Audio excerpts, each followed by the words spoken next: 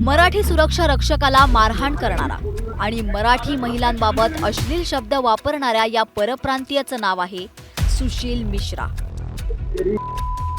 याचं नाव जरी सुशील असलं तरी याचे संस्कार मात्र यूपी बिहार मधील अप्रगत मानसिकतेचं आहे.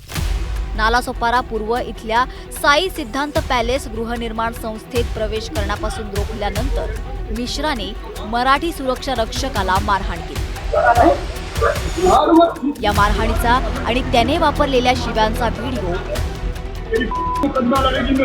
सोशल मीडियावर व्हायरल झाल्यानंतर सर्वत्र संताप व्यक्त करण्यात येतो. मराठी एकीकरण समिती, मनसे, सकल मराठा समाज आणि ठाकरेंच्या शिवसेनेनं या प्रकाराची गंभीर दखल घेतली. जर का तो आमच्या आया बहिणींच्या वरती गेला नसता तर अशा प्रकारचे वादच नाही उद्भवले असते. आमचं एकच म्हणणं आहे, तुम्ही या ठिकाणी राहायला आलात, खायला आलात, त्या पद्धतीने राहा का, आमचं काहीही प्रॉब्लेम नाहीये.